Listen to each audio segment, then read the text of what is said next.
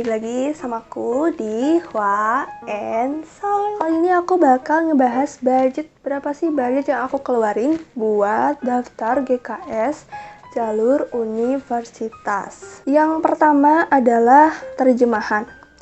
Jadi aku menerjemahkan akta, KK, ijazah, dan transkrip nilai. Terjemahan satu lembarnya ini 75.000. Jadi kalau 75.000 dikali 4 dokumen sama dengan 300.000. Kemudian ada cap notaris. Jadi cap notaris ini per lembarnya 50.000. Di sini aku cap notaris untuk akta, KK, ijazah, transkrip nilai, dan satu lembar bahasa kayak sertifikat bahasa lembaga gitu, berarti kan 5. Nah 5 dikali 50 itu kan 250.000. 250.000 ini ditambah yang berbahasa Inggrisnya, yang akta, KK, ijazah, transkrip nilai itu ya berarti jadi 450.000. Tapi karena aku itu tahun 2019 kemarin kan pernah cap notaris di beliau, dan beliaunya tuh tahu baik banget, akhirnya dari 450.000 ini didiskon jadi 300.000, jadi hemat 150.000 rupiah. Aku kan kirim lewat Pos Indonesia. Pos Indonesia ini pakai EMS. Jadi universitas yang aku tuju ini dia minta satu dokumen original dan satu dokumen fotokopi. Otomatis si dokumen original yang udah semua ini aku fotokopi lagi dong. Dan surat rekomendasi tetap original. Berat kan pasti. Dan waktu aku kirim itu beratnya sampai 3, berapa gram ya. Dan kalau dirupiahin untuk kirim ke sana itu 352.750. Cukup berat sih dengan ongkosnya ya, ketimbang kalau ngirim lewat kedutaan. Kemudian setelah itu tuh nyampe sekitar 7 hari ya, 1 minggu. Nah, ketika sampai, mereka periksa bahwa ada kesalahan. Itu yang lumayan bikin nyesek. Kesalahan, aku pikir kesalahannya di mana ya? Ternyata kan aku itu lewat universitas. Nah, aku lihat di study in Korea kan. Udah aku lihat, oh oke, seperti ini. Ternyata mereka itu melakukan perubahan kembali.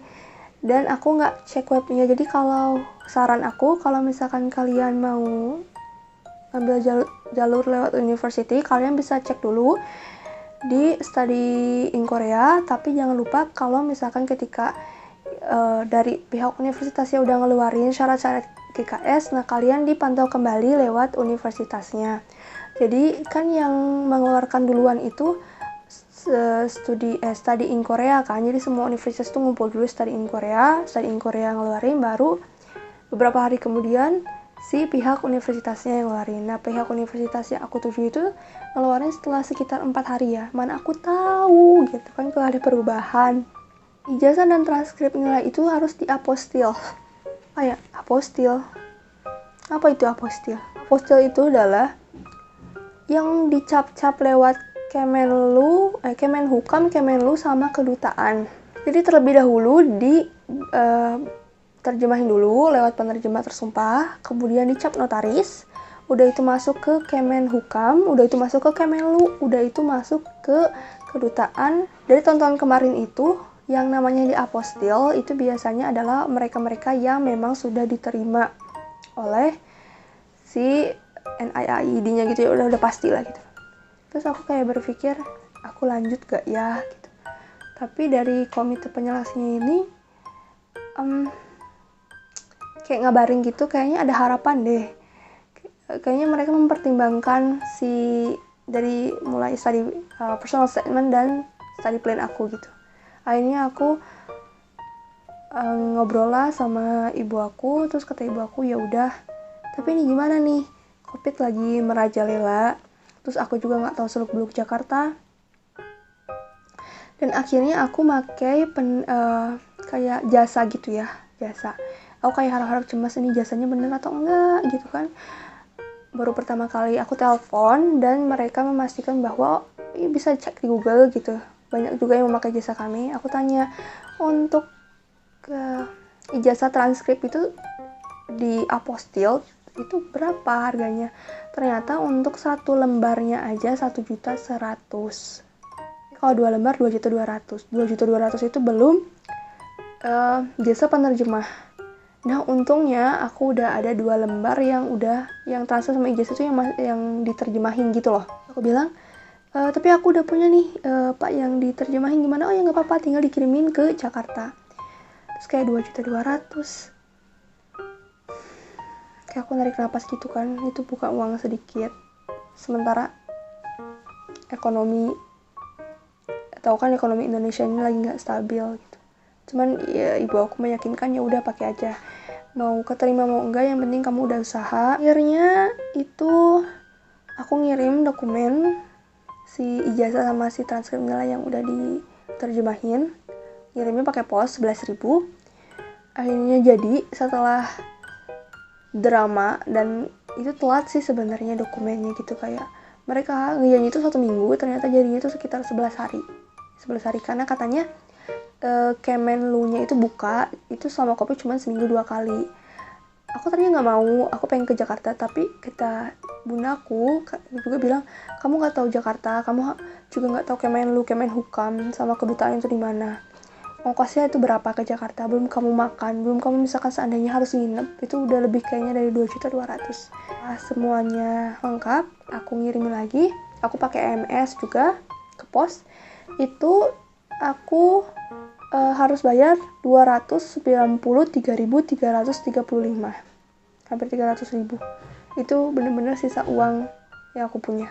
Total aku ngirimin dokumen ke Korea untuk KKS ini adalah 3.557.085 perak.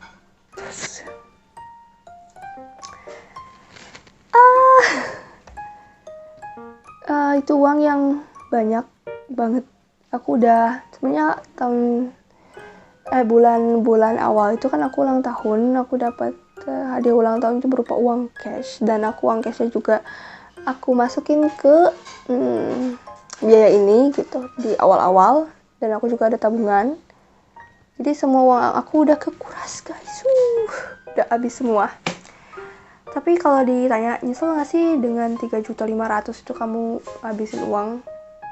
Aku pikir sih kalian kalau mau ikutan beasiswa jangan berpikir kayak uang aku habis, aku gak keterima, enggak. Tapi pengalaman kalian, apalagi kalau misalkan bisa interview dan bisa lolos interview NIID, itu pengalaman yang berharga, pengalaman yang gak akan bisa kalian dapat.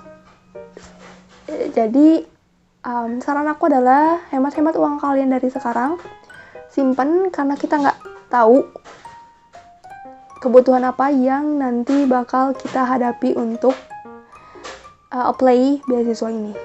Jadi sekian dulu video dari aku, semoga bermanfaat dan menjadi kayak pencerahan gitu loh, berapa biaya yang bisa kalian keluarkan kemungkinannya kalau kalian apply jalur universitas. Dan saran kedua dari aku adalah kalau kalian mau ngambil jalur universitas, kalian bisa tanya dulu apakah universitasnya itu membutuhkan apostil, transkrip, sama ijazah. Sekian dulu video dari aku.